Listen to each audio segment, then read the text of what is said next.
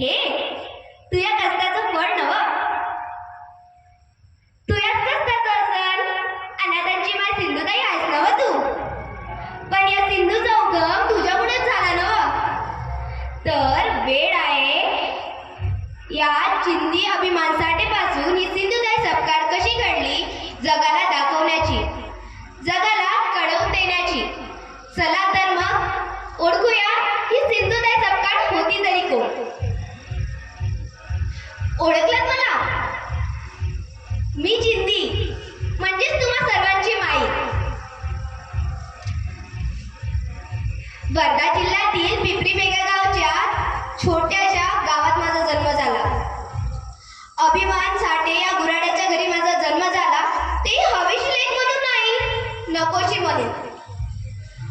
एक मुलगी म्हणून नेहमी माझ्या वाटेला हेडसावणेपणाच आला. म्हणून तर माझं नाव चिंदी ठेवण्यात आलं ना. चिंदी म्हणजे काय? फाटलेल्या कपड्याचा तुकडा. लिहिणं वाचणं हे माझ्या आईबाबांना आवडत नव्हतं. माझं शिक्षणही त्यांना आवडत नव्हतं. म्हणून माझी माय मला गुरांच्या मागे पाठवायची आणि मला शाळेत जायला मना करायची. तरी सुद्धा मी शाळेत जायचो. लिहायला काठी पुस्तक नाही म्हणून मी झाडाच्या पानावर अभ्यास केला. तरी सुद्धा शिक्षणाचं स्वप्न मात्र माझं पूर्णच झालं नाही. वयाच्या 10व्या वर्षी माझं लग्न लावून देण्यात आलं. त्यावेळेस माझे पती 35 वर्षाचे होते आणि ज्या वेळेस मला घरातून हाकलून दिलं त्यावेळेस मी 20 वर्षाची होती. त्यावेळी मी 9 महिन्याची गरोदर होते. ज्या वेळेस माझ्याच घरच्यांनी मला सांगितलेलं होतं की हे बाळ आपलं नाही, तेव्हा माझ्या पतीने मला मारलं. माझ्या पोटावर सुद्धा लाथा घातल्या. मला घरातून काढून घेतलं. एखाद्या स्त्रीला घराच्या बाहेर काढलं तर काय आठवतं? काय आठवतं? माहेरच ना.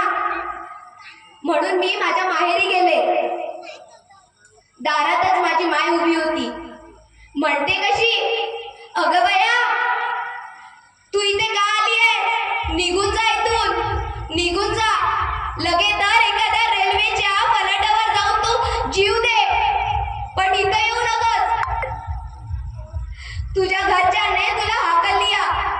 हे पोर त्यांचे नाही म्हणतंय.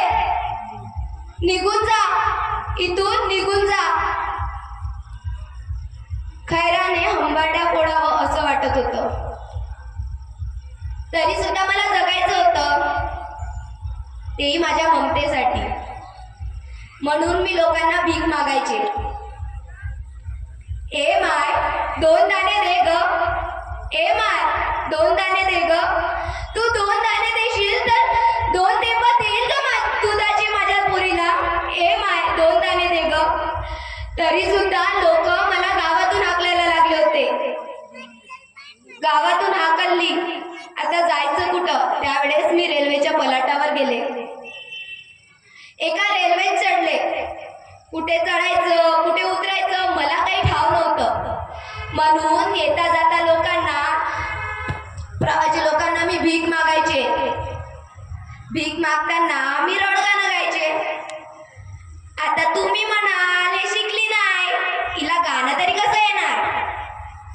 बाबांनो, लहानपणी मी रडगाणं गायचे. आता रड गेलं आणि गाणं उरलं. म्हणजे आता तुम्ही म्हणाल कसं? ज्या वेळेस माझी ममता उपाशी होती, ज्या वेळेस माझ्या ममतेला भूक लागायची, त्यावेळेस काही आठवत नव्हतं. त्यावेळेस एकच उपाय होता, मला काहीतरी करून माझ्या ममतेचं पोट भरवायचं होतं. म्हणून मी गाणं गायचे. तिनकेची किमया येऊ दे काही भिक्षा वाळा माई. 2 दिवसाचे सवे घेऊन या बाळ, मी फिरते रानो माळ. 2 दिवसाचा शिडा वाढला तुकडा, चालेल मजला. असं म्हटल्यावर लोक लोक शिळबागा द्यायचे, तेव्हा कुठं माझी ममता 2 थेंब दुधाची प्यायची. असंच चालू होतं. बोलता बोलता चालायचं, चालता चालता बोलायचं, एवढंच उरलं होतं. मोडेल पण वागणार नाही, वाकेल पण ठाम करायचो कायदा, असं होतं. त्यावेळेस मी निर्णय घेतला, सिंधुताई थांबायचं नाही. मग करायचं तरी काय? त्यावेळेस एक विचार आला, असे कितीतरी लेकरं असतील जे अनाथ असतील, असे कितीतरी लेकरं आहेत जे माझ्यासोबत भीक मागतायत, त्यांचा आसरा कोणी करायलाच नाही ना.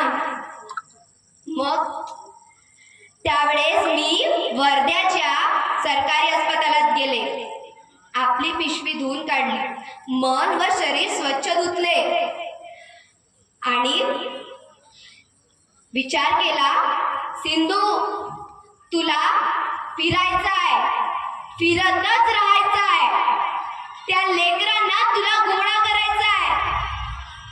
पण मग या लेकरांना जेवण कुठून आणशील? तू तुझ्याच त्या लेकीचं जीवन भीक मागून काढतेस.